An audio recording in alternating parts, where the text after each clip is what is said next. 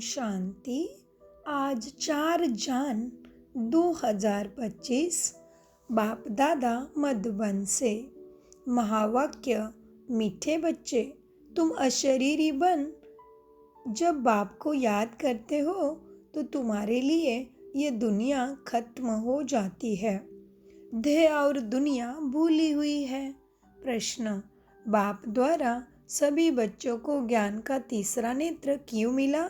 उत्तर, अपने को आत्मा समझ बाप जो है जैसा है उसी रूप में याद करने के लिए तीसरा नेत्र मिला है। परंतु ये तीसरा नेत्र काम तब करता जब पूरा योग युक्त रहे, अर्थात एक बाप से सच्ची प्रीत हो, किसी के नाम रूप में लटके हुए न हो। माया प्रीत रखने में ही विघ्न डालती है, इसमें ही बच्चे धोखा खाते हैं। गीत चला है, मरना तेरे गली में, जीना तेरे गली में। ओम शांति। सिवाय तुम ब्राह्मण बच्चों के इस गीत का अर्थ भी कोई नहीं समझ सके। जैसे वेद शास्त्र आदि बनाए, परंतु जो कुछ पढ़ते उसका अर्थ नहीं समझते। इसीलिए बाप कहते, मैं ब्रह्मा मुख द्वारा सब वेद शास्त्र का सार माना एसेंस समझाता हूँ, वैसे ही इन गीतों का अर्थ भी कोई समझ नहीं सकते। बाप ही इनका अर्थ बताते। आत्मा जब शरीर से न्यारी हो जाती है तो दुनिया से सारा संबंध टूट जाता है। गीत भी कहता है, अपने को आत्मा समझ अशरीरी बन बाप को याद करो। ये दुनिया खत्म हो जाती है। ये शरीर इस पृथ्वी पर है। आत्मा इनसे निकल जाती तो फिर उस समय उनके लिए मनुष्य सृष्टि है ही नहीं। आत्मा न अंगे मन नंगे बन जाती है, अंग नहीं रहता। फिर जब शरीर में आती है तो पार्ट शुरू होता है। फिर एक शरीर छोड़ दूसरे में जाकर प्रवेश करती। वापस महातत्वों में नहीं जाना है, उड़कर आत्मा दूसरे शरीर में जाती है। यह इस आकाश तत्व में ही उनका पार्ट बजाना है, मूल वतन में नहीं जाना है। जब शरीर छोड़ते तो न यह कर्म बंधन न कर्म बंधन रहता है। बाबा क्या कहते, जब शरीर छोड़ते हैं आत्मा तो न यह कर्म बंधन न वह कर्म बंधन रहता। शरीर से अलग हो जाते हैं, फिर दूसरे शरीर लेते तो वह कर्म बंधन शुरू होता। यह बातें सिवाय तुम्हारे और कोई मनुष्य नहीं जानते। बाप ने समझाया है, सब बिल्कुल ही बेसमझ है, परंतु ऐसे कोई समझते थोड़ी है कि हमें कुछ भी सत्य नहीं पता। ऐसे कोई नहीं समझते अपने को कितना अक्लमंद समझते हैं, पीस प्राइज देते रहते हैं। यह भी तुम ब्राह्मण कुलभूषण अच्छी रीति समझा सकते हो। वह तो जानते ही नहीं कि पीस किसको कहा जाता है, कौन है शांत स्वरूप, कहाँ है शांति देश, कौन है शांति का सागर, यह वो नहीं जानते। तो बाबा कहते, तुम ब्राह्मण कुलभूषण अच्छी रीति समझा सकते कि पीस किसको कहा जाता। कोई तो महात्माओं के पास जाते कि मन की शांति कैसे हो। यह तो कहते हैं वर्ल्ड में शांति कैसे हो, ऐसे नहीं कहेंगे कि निराकारी दुनिया में शांति कैसे हो। यहाँ दुनिया में ही शांति चाहिए ना, वह तो है शांति धाम। तो नहीं, कोई नहीं कहता ना ऊपर जाके शांति चाहिए, नहीं, इस साकार पृथ्वी पर ही शांति चाहिए ना। मतलब ज़रूर आत्मा स्वधर्म को भूल के अशांत हो गई है। इसीलिए कोई मरने के बाद भी कहते हैं, हे भगवान आत्मा को शांति देना। मतलब शांति स्वधर्म भी है और शांति में कल्याण भी होगा। तो इसीलिए बाबा कहते हैं, देखो वर्ल्ड में ही शांति कैसे हो कहते रहते हैं, ऐसे नहीं कहेंगे कि निराकारी दुनिया में शांति कैसे हो। वह तो है ही निराकारी दुनिया शांति धाम। हम आत्माएं शांति धाम में रहती है, परंतु यह तो मन की शांति कहते हैं। वह जानते नहीं शांति कैसे मिलेगी। शांति धाम तो अपना घर है, यहाँ शांति कैसे मिल सकती। यहाँ सुख, सतयुग में सुख, शांति, संपत्ति सब है, जिसकी स्थापना बाप अभी कराते हैं। यहाँ तो कितनी अशांति है, ये सब अब तुम बच्चे ही समझते हो। सुख, शांति, संपत्ति भारत में ही थी, वह वर्षा था बाप का, और दुख, अशांति, कंगालपन यह वर्षा है रावण का, इसलिए उसको जलाते। ये सब बातें बेहद का बाप बैठ बच्चों को समझाते। बाप परम धाम में रहने वाला नॉलेजफुल ज्ञान का सागर है ना, जो सुखधाम का हमको वर्षा देते, वह हम आत्माओं को समझाते हैं। यह तो जानते हो ना, नॉलेज होती है आत्मा में। क्या होती है नॉलेज? आत्मा मन बुद्धि संस्कार का मालिक है ना, तो नॉलेज का होती है आत्मा में। उनको ही ज्ञान का सागर कहा जाता। बाप को क्या कहते? ज्ञान का सागर। वह ज्ञान का सागर इस शरीर द्वारा वर्ल्ड की हिस्ट्री, ज्योग्राफी तुम्हें समझाते। किसका शरीर? ब्रह्मा बाबा का। वर्ल्ड की आयु तो होनी चाहिए ना, वर्ल्ड तो है ही, सिर्फ नई दुनिया और पुरानी दुनिया कहा जाता, यह भी मनुष्य को नहीं पता। न्यू वर्ल्ड से ओल्ड वर्ल्ड होने में कितना समय लगता, फिर ये न्यू वर्ल्ड, ये दुख दुनिया फिर सुखमय कैसे बनती, यह भी मनुष्य नहीं जानते। तुम बच्चे जानते हो, कलयुग के बाद सतयुग जरूर आना है, इसलिए कलयुग और सतयुग के संगम पर बाप को आना पड़ता है। गाते तो है यदा यदाश धर्मश ग्लानिर्भवति भारत, लेकिन जानते कुछ भी नहीं। बाप कब आते, क्यों आते, क्या करते, कुछ भी नहीं जानते। यह जानने के लिए क्या करना पड़े? पास के किसी भी ब्रह्मा कुमारी सेंटर में जाके राजयोगा कोर्स, राज को जानना पड़े। राजयोगा मेडिटेशन जो निशुल्क सिखाया जाता है, वो ज़रूर करना पड़ेगा, तभी हमें सद्गति, सद्बुद्धि का लाभ प्राप्त होगा। तो बाबा कहते तुम बच्चे जानते हो, कलयुग के बाद सतयुग जरूर आना है, इसलिए कलयुग और सतयुग के संगम पर बाप को आना पड़ता है। यह भी तुम जानते हो, परमपिता परमात्मा ब्रह्मा द्वारा नई दुनिया की स्थापना, शंकर द्वारा विनाश कराते हैं। त्रिमूर्ति का अर्थ ही यह है, स्थापना, विनाश और पालना। यह तो कॉमन बात है ना। विनाश किसका होता है? दुराचारी, पापाचारी, भ्रष्टाचारी, कामुक वासना, काम, क्रोध, लोभ, मोह, अहंकार, हमें कष्ट देने वाले, पाप कर्म कराने वाले संस्कारों का, मनोवृत्ति का विनाश होता है। पापों का विनाश होता है ना, पाप ही तो हमारे दुख का कारण है। इसलिए बाबा कहते हैं परमपिता परमात्मा ब्रह्मा द्वारा नई दुनिया की स्थापना, शंकर द्वारा विनाश कराते हैं। त्रिमूर्ति का अर्थ ही यह है, स्थापना, विनाश, पालना। ये तो कॉमन बात है, परंतु यह बातें तुम बच्चे भूल जाते हो, नहीं तो तुमको खुशी बहुत रहे।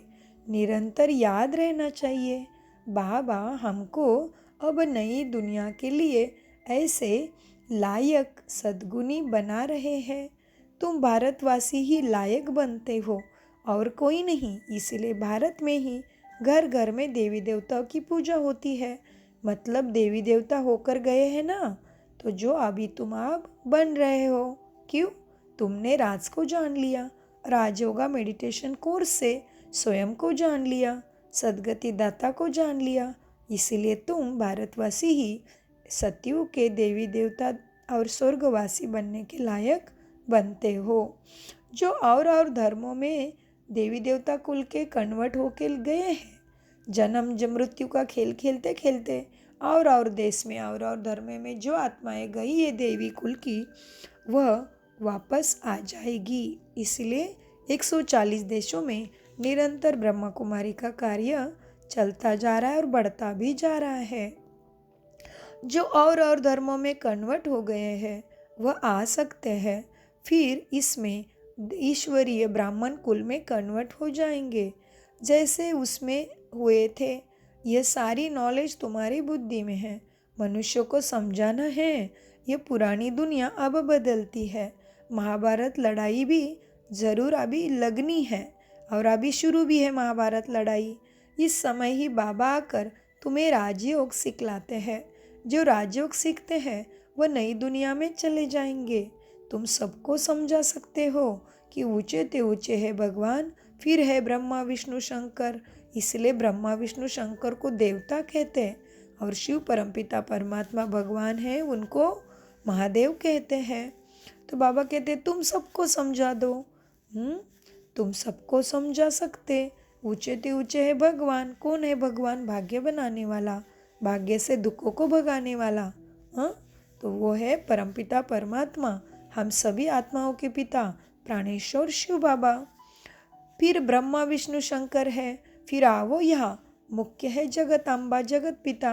बाप आते भी यहाँ है ब्रह्मा के तन में। प्रजापिता ब्रह्मा तो यहाँ है ना। ब्रह्मा द्वारा स्थापना सूक्ष्म वतन में तो नहीं होगी ना, यहाँ स्थूल वतन में साकारी पृथ्वी पर ही करेंगे ना। यह व्यक्त से अव्यक्त बन जाते हैं। ये राजयोग सीख फिर विष्णु के दो रूप बनते हैं। वर्ल्ड की हिस्ट्री ज्योग्राफी समझानी चाहिए ना, मनुष्य ही समझेंगे। वर्ल्ड का मालिक ही वर्ल्ड की हिस्ट्री ज्योग्राफी समझा सकते हैं। वह बाबा नॉलेजफुल पुनर्जन्म रहित है, इसलिए शिवलिंग को कोई मूर्ति का आकार, हाथ पैर कान नाक नहीं है, केवल शिवलिंग है। शिवलिंग माना शिव का चिन्ह। तो बाबा कहते हैं विश्व का मालिक जो है, कर्ता करविता बाबा है ना, वही तो हिस्ट्री ज्योग्राफी हमें समझाते हैं। वह नॉलेजफुल, और बाबा कैसे है? नॉलेजफुल पुनर्जन्म रहित है। अगर वो भी मनुष्य जन्म लेगा तो जन्म मृत्यु के चक्र में फंसेगा, तो कौन किसकी भी करेगा सदगति। तो बाबा कहते हैं यह नॉलेज किसकी बुद्धि में नहीं है, परखने की भी बुद्धि चाहिए ना। कुछ बुद्धि में बैठता है या ऐसे ही है। नब्ज देखनी, तुम्हें नब्ज देखनी चाहिए। एक अजामिल खा नामी ग्रामी वैद्य होकर गया। हाँ, क्या कहा था बाबा ने? एक अजामल खा नामी ग्रामी वैद्य होकर गया है। कहते हैं देखने से ही उनको बीमारी का पता पड़ जाता था। अजामिल खान नामी ग्रामी वैद्य होकर गया, जिनको क्या होता था? मनुष्य को देखने से उसको शरीर के अंदर की बीमारी का पता पड़ जाता था। तो बाबा भी हमें कहते आत्मा की नब्ज देख के ही ज्ञान दे दो। परखने की शक्ति को हमेशा जागरूक रखो, तो माया भी नहीं फंसाएगी और समय भी सफल होगा, हमारा समय खराब नहीं होगा। कहते देखने से ही उनको बीमारी का पता पड़ जाता। अब तुम बच्चों को भी समझना चाहिए कि ये लायक है या नहीं। बाप ने बच्चों को ज्ञान का तीसरा नेत्र दिया, जिससे तुम अपने को आत्मा समझ।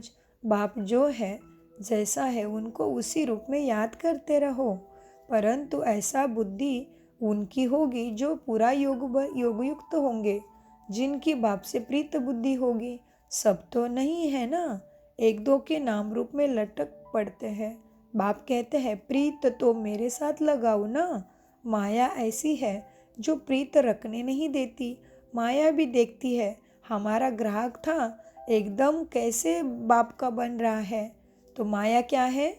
काम, क्रोध, लोभ, मोह, अहंकार, ईर्ष्या, द्वेष, बदले की भावना, निंदा करने का स्वभाव, ये सारे क्या है? माया है। माया माना बुरे विकार, तमो प्रदान, पाप कर्म कराने वाली वृत्ति माना माया। तो बाबा कहते हैं माया भी देखती है, हमारा ग्राहक जाता है तो एकदम नाक कान से पकड़ लेती है, फिर सब धोखा खाते हैं। तब समझते हैं कि माया से धोखा खाया। हाँ, माया जीत जगत जीत बन नहीं सकेंगे, फिर ऐसे उच्च पद भी नहीं पा सकेंगे अगर माया से धोखा खाओगे। इसलिए याद पे अटेंशन रखना है, हर समय जागरूकता के साथ मन बुद्धि वचन से कर्म करते रहना है। तो उसमें परमत मना श्रीमत मना मुरली में बाबा की शिक्षा को याद रखे, ज्ञान गुण शक्तियों का नेत्र जागरूक रखते हुए कार्य करेंगे तो माया हमें नहीं फंसाएगी। बाबा कहते माया से मार खाएंगे तो फिर जगत जीत भी नहीं बनेंगे, तो ऊंचा पद भी नहीं पा सकेंगे। हाँ, इसमें ही बच्चों को अटेंशन की मेहनत है। श्रीमत कहती बच्चे माँ में कम याद करो, तो तुम्हारे जो पतित बुद्धि है, तुम्हारी जो पतित पापी बुद्धि है वह पावन बन जाएगी। परंतु कईयों को बड़ा मुश्किल लगता है बाबा को याद करना। इसमें सब्जेक्ट एक ही है बच्चे, अल्प और बे, माना खुद को आत्मा समझ बाप को याद करो। तो जिसको हम याद करते उसके साथ हमारा कनेक्शन जुड़ता है। अति सूक्ष्म है यह खेल, और उसके अंदर की शक्ति ज्ञान गुण हमारे आत्मा के ऊपर, मन बुद्धि के ऊपर डाउनलोड होते हैं। इसलिए देखो, हम कभी कभी किसको याद करते हैं तो उसको भी हमारी याद आती है, और फिर हमें कोई मिलता भी है या फ़ोन आता है तो हम कहते हैं अरे मैं आपको ही याद कर रही थी। तो क्या हुआ, जैसे हमने मन में याद किया, तो मन क्या है, लाइट है, ऊर्जा है ना, तो वो ऊर्जा उस आत्मा को मिलती है। वैसे ही जैसे हम परमात्मा की बातें, शिक्षा को याद करते हैं, या हम बाबा को परमधाम में याद करते हैं, उसको बाप सदगुरु टीचर के रूप में याद करते हैं, तो क्या होता है, हमें बाबा से ज्ञान गुण शक्तियाँ धीरे धीरे प्राप्त होती है। तो इसीलिए बाबा कहते हैं बच्चे क्या है, कई बच्चों को बड़ा मुश्किल लगता है बाप को याद करना। इसमें सब्जेक्ट तो एक ही है, क्या मुश्किलात है, अल्पा और बे, माना अपने को आत्मा समझ बाप को याद करो। बस 2 अक्षर भी याद नहीं कर सकते हो। बाबा कहते हैं बच्चे अल्प को याद करो, फिर अपनी देह को, दूसरे के देह को याद करते रहते हैं, बाबा की बात नहीं सुनते हैं। हाँ, अल्फ अल्लाह, ये कौन सा शब्द है, इराक मुस्लिम शब्द है ना, ये कुरान में आता है, लेकिन इसका अर्थ होता है आत्मा और परमात्मा। बाबा कहे अल्प को याद करो, फिर अपने देह को, दूसरे के देह को याद करते रहते हैं। बाबा कहते हैं देह को देखते हुए भी तुम मुझे याद करो। आत्मा को अब ज्ञान का तीसरा नेत्र मिला है, मुझे देखने समझने का नेत्र, उससे काम लो। तुम बच्चे अभी त्रिनेत्री त्रिकालदर्शी बनते हो, परंतु त्रिकालदर्शी भी नंबरवार है। नॉलेज धारण करना कोई मुश्किल नहीं है, बहुत ही अच्छा समझते हैं। हाँ, नॉलेज धारण करना कोई मुश्किल नहीं है, बहुत ही अच्छा समझते हैं, परंतु योग बल कम है। तो आत्मा अभिमानी माना देही अभिमानी पना बहुत कम है। थोड़ी बातों में क्रोध, गुस्सा आ जाता है, गिरते रहते हैं माया के जाल में, उठते हैं फिर गिरते हैं, आज उठे कल फिर पुराने संस्कार, काम क्रोध लोभ मोह अहंकार में गिर पड़ते हैं। देह अभिमान मुख्य है, फिर और विकार लोभ मोह आदि में फंस पड़ते हैं। देह में भी मोह रहता है ना, माताओं में मोह जास्ती है, अब बाप उससे छुड़ाते हैं। तुमको बेहद का बाप मिला है, फिर मोह क्यों कर रखते हो। उस समय शक्ल बातचीत भी जब विकार आ जाता है, बाबा कहते तब उस समय शक्ल भी बंदर मिसल हो जाती है। बाप कहते बच्चे नष्टो मोहा बन जाओ, अपने देह से ही मोह निकाल दो तो माया दूर भागेगी। सत्यता को याद रखो कि मैं इस शरीर को चलाने वाली दिव्य शक्ति आत्मा हूँ, मैं तो लाइट हूँ। इस शरीर मुझे कर्म करने के लिए मिला है, प्रकृति की संपत्ति है, परमात्मा की कृपा से मिला है। तो ये शरीर में मैं हूँ, तब तक मैं समय को सफल करूँ, ज्ञान गुण योग ज्ञान गुण शक्तियों द्वारा कर्म करूँ, धारणा करूँ, वैसे मेरी कृतिवृत्ति दृष्टि बनाओ। तो बाबा क्या कहते बच्चे, नष्टो मोहा बन जाओ और निरंतर मन बुद्धि से मुझे याद करो, तो पापों का बोझा सिर से उतर जाएगा। क्योंकि तुम बच्चों पे आधा कल्प से पापों का बोझा बहुत है, वो कैसे उतरे फिर। परंतु माया ऐसी है जो बाप को याद नहीं करने देती, बल कितना भी माथा मारो घड़ी घड़ी बुद्धि को उड़ा देती है, भूल जाते हैं। कितनी कोशिश करते हैं हम मोस्ट बिलीवर्ड बाप की महिमा करते रहे, बाबा बस आपके पास हम आए कि आए, परंतु फिर भूल जाते हैं, बुद्धि और तरफ चली जाती है। यह नंबर 1 में जाने वाला ब्रह्मा भी पुरुषार्थी है ना।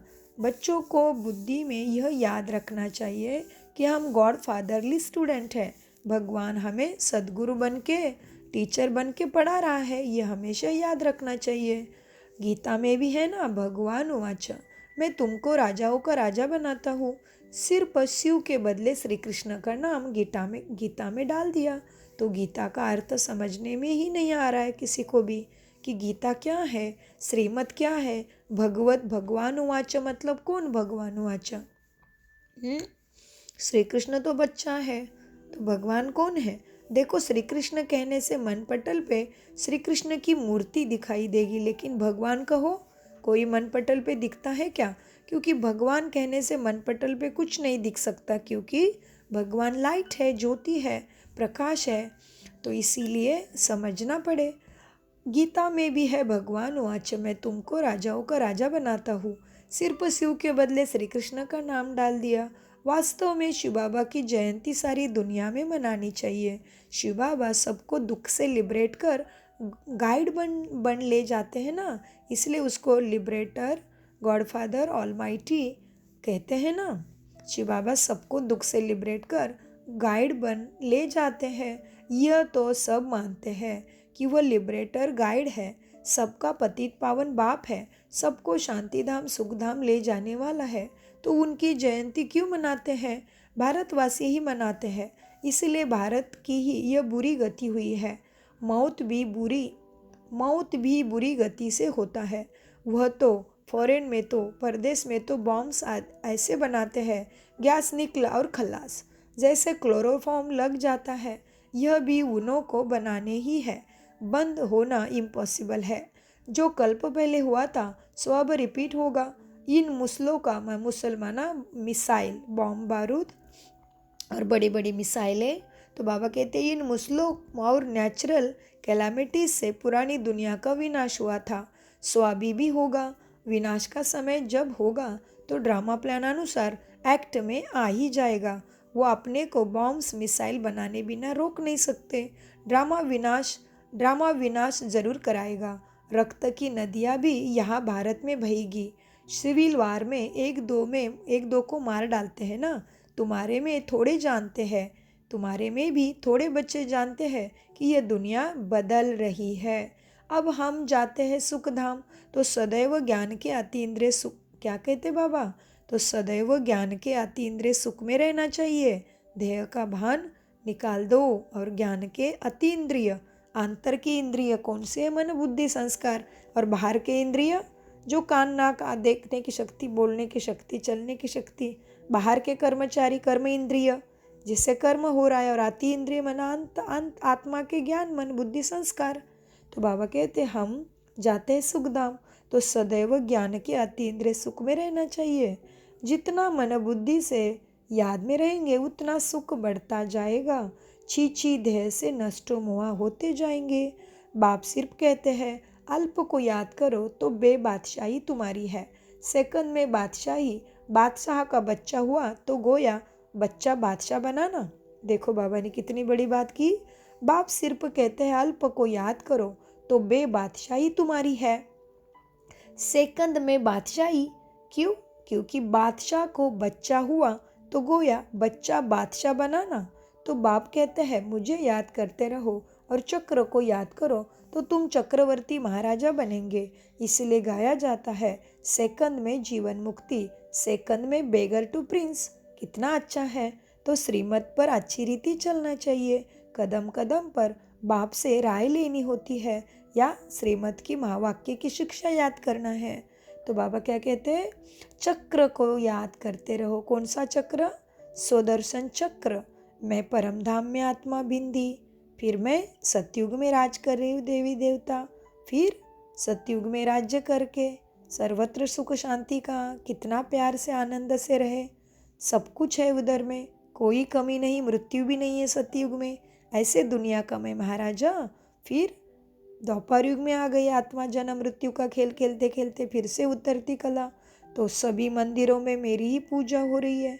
तो मैं हम देवी देवता बन के सभी भक्तों को फिर से परमात्मा के तरफ जोड़ते जा रहे हैं, सबका कल्याण कर रहे हैं। सो पुरुषार्थ में अटेंशन दे के बाबा का राइट हैंड बन के देवी देवता की मूर्ति के द्वारा बाबा की सकाश सबको दे रहा हूँ। फिर ब्राह्मण बन गया। ब्रह्मा बाप जैसे मेरे भी कदम हैं, श्रीमत पर हर कदम उठा रही हूँ। फिर ब्राह्मण सो फरिश्ता, फरिश्ता बन के फिर से व्यक्त से अव्यक्त में जा रही हूँ और फिर परम धाम में आत्मा। ऐसा सो का दर्शन, सुदर्शन चक्र घुमाना माना। बाबा कहते हैं तो मुझे याद करते रहो और सुदर्शन चक्र को याद करो तो चक्रवर्ती महाराजा बनेंगे। इसलिए गाया जाता है, सेकंड में जीवन मुक्ति, सेकंड में बेगर टू प्रिंस। कितना अच्छा है, कितना सहज है, ना कोई खर्चा, ना कोई कष्ट, ना कोई मेहनत। कितना अच्छा बाबा ने घर बैठे बैठे भगवान ने कितनी प्राप्ति कराई देखो। इसलिए कहते भगवान जब देते हैं तो छप्पर फाड़ के देते हैं। तो कोई वो धारावी झोपड़पट्टी का स्लम एरिया का छप्पर नहीं फाड़ते बाबा। हमारे अंदर से विकारों का, बुराई का, पुराने गंदे संस्कारों का छप्पर फाड़ते हैं। तो ये बात को समझना है। तो बाबा कहते हैं सेकंड में बेगर टू प्रिंस। कितना अच्छा है। तो श्रीमत पर अच्छी रीति चलना चाहिए। कदम कदम पर बाप की राय लेनी होती है। बाप समझाते हैं, मीठे बच्चे ट्रस्टी बनकर रहो तो ममत्व मिट जाए, परंतु ट्रस्टी बनना कोई मासी का घर नहीं है। उसके लिए मुरली का अभ्यास निरंतर करना पड़े, बाबा की शिक्षा को याद रखना पड़े। ब्रह्मा बाबा ने कितनी परिस्थिति आई, लेकिन कैसा पुरुषार्थ किया, परमात्मा के ऊपर कितना अटूट विश्वास रखा। ये सब करेंगे तो ट्रस्टी बन के चलना आसान होगा। इसलिए बाबा कहते ट्रस्टी बनकर अपने ही घर में रहो तो ममत्व शरीर से भी और लोभ मोह से भी निकल जाएगा। परंतु ट्रस्टी बनना कोई मासी का घर नहीं है। ये खुद ट्रस्टी बने हैं ना ब्रह्मा, बच्चों को भी ट्रस्टी बनाते हैं। ये कुछ भी किसी से लेते हैं क्या? कहते तुम ट्रस्टी हो, संभालो, ट्रस्टी बनो तो क्या हो जाएगा, फिर ममत्व मिट जाता है। इसलिए देखो कितना वंडर है। गाते तो है भक्ति में, तेरा तुझको अर्पण क्या लागे मेरा।